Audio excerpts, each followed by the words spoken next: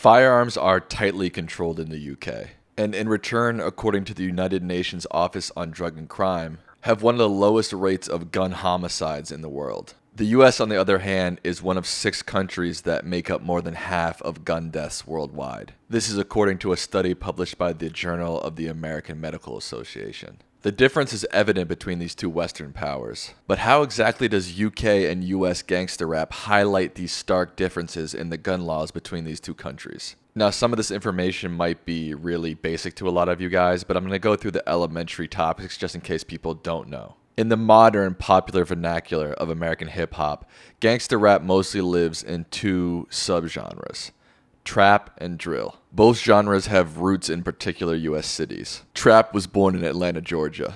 Trap refers to drug manufacturing and distribution houses that a lot of Atlanta rappers came out of and into the rap game. Drill, a native sound of Chicago, known for its dark, violent, and nihilistic lyrical content, was birthed from the streets of the south side of that city. That's where we'll start our dive into modern American gangster rap, Chicago, a place where gun violence has really plagued a lot of lower income sections of the city. One of the most notorious drill rappers from that area is a rapper by the name of Chief Keef. Keef rose to prominence in 2011 as a 16-year-old. However, run-ins with the law kept Chief Keef in and out of juvenile detention centers and house arrest. While being stuck in the system might be a bleak time for most, Chief Keef was actually able to launch his rap career during this time. In 2012, Chief Keef released his smash hit, I Don't Like. The song brought Keef into the mainstream. It was remixed by superstars like Kanye West, and the exact view count of the video is unknown because it's been uploaded and removed many times, but it's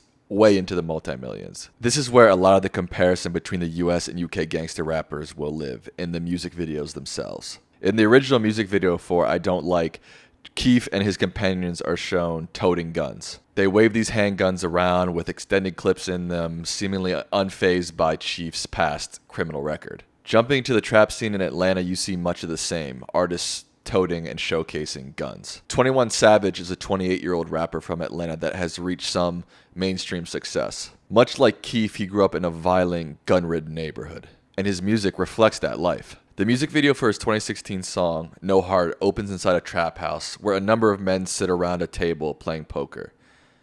Pistols and assault weapons riddle the table as the men play.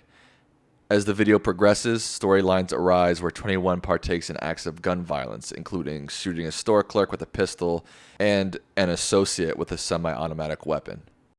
Now, to be clear, this discussion is not meant to pin hip-hop with the burden of showcasing guns in media. Rappers promote guns no more than cowboys in a western or characters in a Quentin Tarantino movie.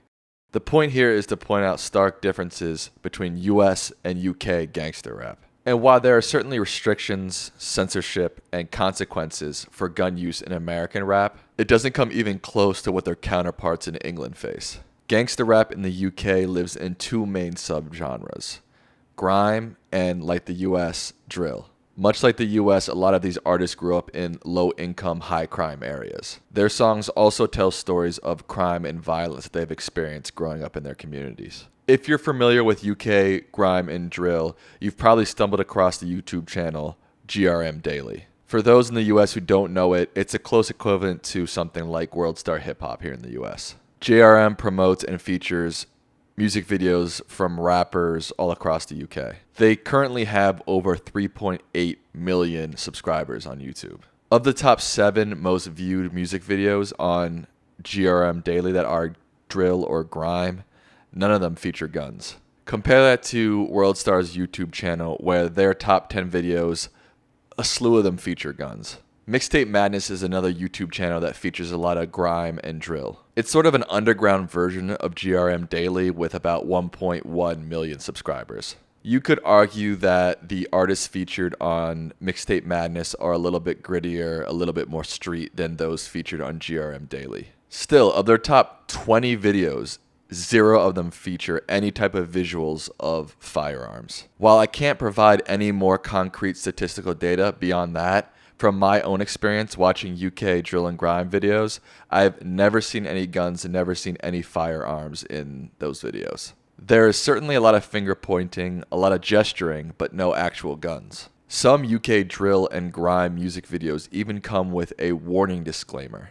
For example, the video for Niner Ting, a song by Hackney artists Unknown T and KO, starts out with a text disclaimer that reads, "This music video is purely for entertainment purposes.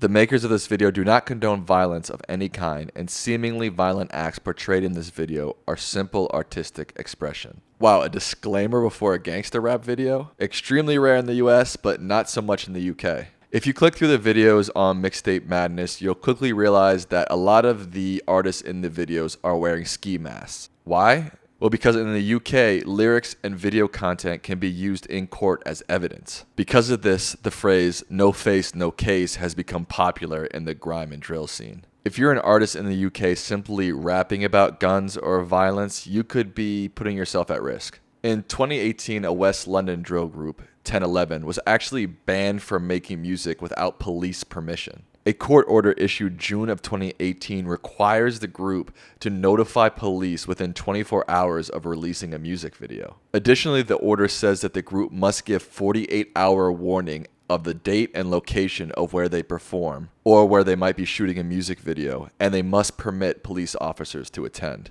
The group is also restricted from using certain lyrics. The first time I watched the music video for the group's song, Guess Who's Back, I found myself squinting and watching the music video intently because something seemed off. The lips of the rappers in the video didn't seem to quite match the lyrics of the song.